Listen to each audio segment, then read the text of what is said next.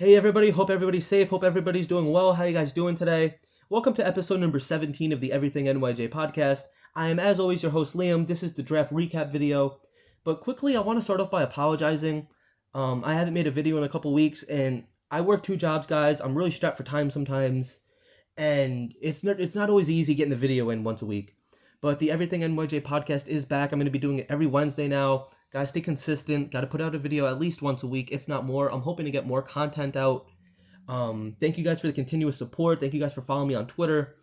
And anyway, let's get into the draft, right? So leading up to this draft, I have been saying that this is possibly the biggest draft in Jets history. Like, it's up there. It's one of them. Going into the draft, I knew that we needed to hit on a lot of these players because this is really a turning point for this franchise. This draft is a turning point. This draft is a new chapter. It's the next chapter in the Jets' history. We finally have to start getting things right, guys.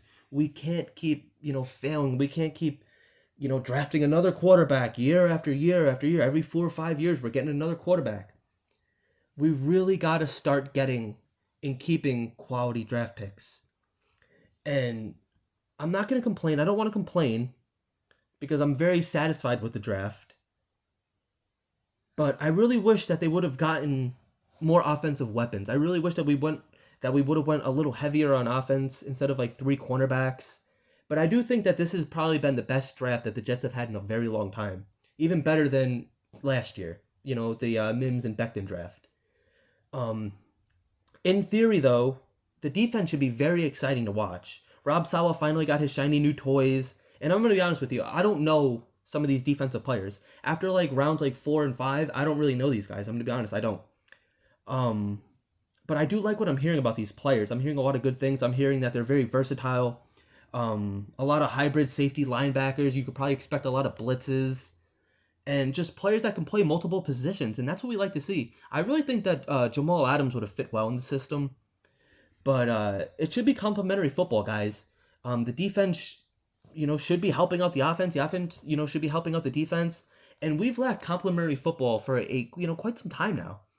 And it's very exciting going into the season, and it's a change of culture, guys. Rob Saleh said that this defense could cause a lot of chaos. And I love Saleh's passion. His press conferences, during this draft were amazing. I love his passion, his excitement, his energy. He's real. He's authentic. He's banging on the table with the phone calls. And he's talking loud. He's getting fired up. And that's contagious, guys. That's energy that's going to spread through the locker room.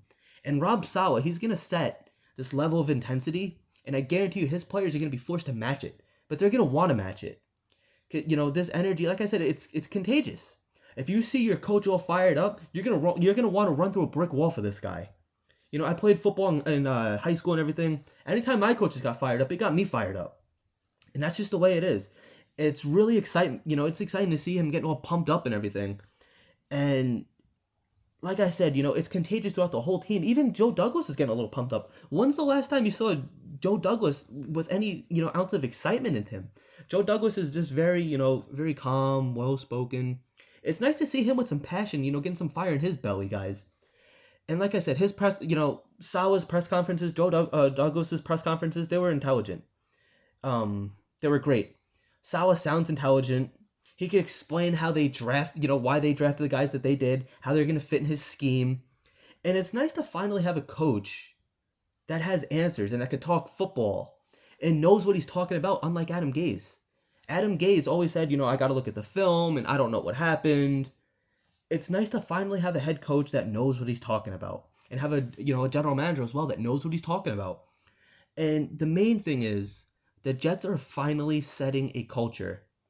What has been the culture of the Jets for the past 10 plus years? Incompetence, losing, embarrassment, failing. It hasn't been good. And I really think that right before our very eyes, the Jets are finally turning this thing around. Ownership is letting Joe Douglas run this team, and that's the way it should be. Joe Douglas comes from a winning pedigree. Rob Saleh comes from a winning pedigree. We are starting to see the beginning of this possibly empire. We could be a great team, guys. We really could. In the next couple years, we could really be improved, a well-coached, just competent team. And that's what I want to see. And it's no surprise that we drafted Zach Wilson, right? That was a foregone conclusion for months now. We knew that before Sam even got traded. And if you guys have watched some of my videos in the past, and if you guys have followed me on Twitter, you guys know that I'm not the big. I wasn't the biggest Zach Wilson fan, right?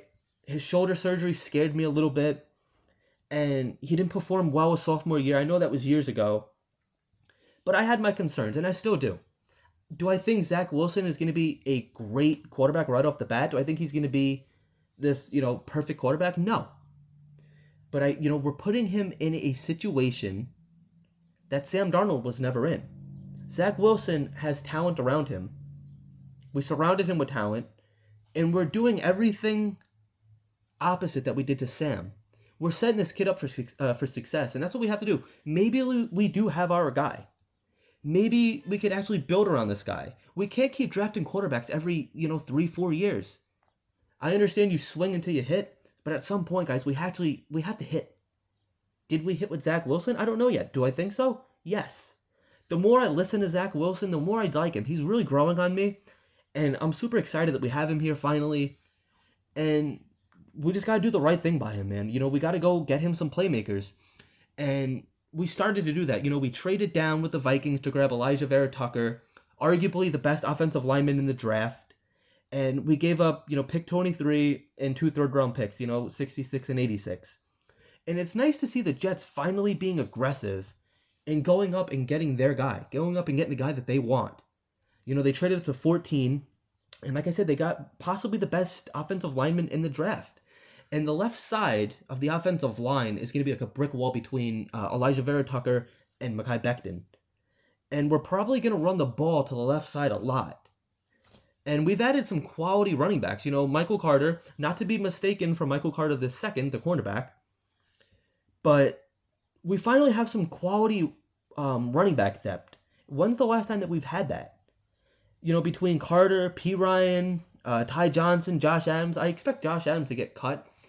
But maybe our running back room is finally going to be pretty legit. I thought it was, with Le'Veon Bell. That didn't work out for whatever reason. But we're getting young guys in the building. Hopefully we're building a young nucleus that could stay together for years. That's the big thing. We went up. We got a bunch of, defensive players. We got some offensive talent. Elijah Moore is great. I'm excited to see him, Zach Wilson, Elijah Moore for some touchdowns. Our wide receiver room is pretty taken care of. Like I said, my only complaint is I really wish that we would have went up and got another offensive lineman. I was really hoping that we could have gotten Creed Humphrey, but Kansas City took him. Kansas City seems to always take the lineman that I want. First it was Joe Thuney they took, now Creed Humphrey. And it's just like, come on, it's like every offensive lineman that I want, they end up taking for some reason. So, we finally added some quality depth pieces on both sides of the ball, and we're finally establishing a culture, right? So that's going to, wrap it up for the draft video. It's exciting to see what's going to be coming, leading up to training camp. One piece of news, though, is that Quinnen Williams did break a bone in his foot. He's expected to have surgery. It happened at the training facility, so at least he wasn't out doing something stupid. But he's probably going to need surgery. He's probably going to miss like 8 to 10 weeks. And it's never a good thing when this happens, but at least it's not during the season, right? We need him healthy 100% for the season. He's probably going to miss minicamp and like OTAs and stuff, but he should be ready to go for training camp.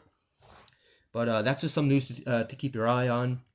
And before I go, we do have a fan question for Forever Shinin'. He says, will we land 2 out of 3 cornerbacks? Sherman, Nelson, and Poole. I'm going to have to say no. Sherman, I don't think is coming here. He wants, a couple things that we can't give him. A lot of money. He wants to stay on the West Coast, and he wants a winning culture. He wants to go to a winning team. Would I have loved to have Richard Sherman here? Absolutely. I've said that before. Do I think it's going to happen? No. Nelson, I just don't see that happening. And Brian Poole, I would love to bring him back. And we might be maybe working out a deal with him or something, telling him just to hang tight.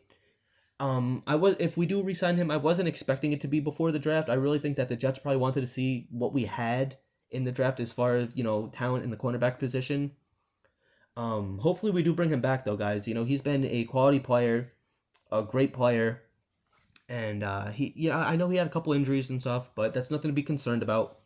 And it's nice because he's kind of a veteran. He could help these younger guys out. He's played at a high level for a very long time now, and I would love to bring him back. So out of those three, I can see the only possibility is Brian Poole. So anyway, Forever Shining, thank you for the question. If you guys have any questions, all you have to do is tweet them to me at everythingnyj. I'll answer them during the podcast. Go follow me on Twitter at everythingnyj if you haven't already. Thank you guys for watching the video. Subscribe to the channel, like the video. Thank you guys for watching. Have a great day, and as always, go Jets, baby.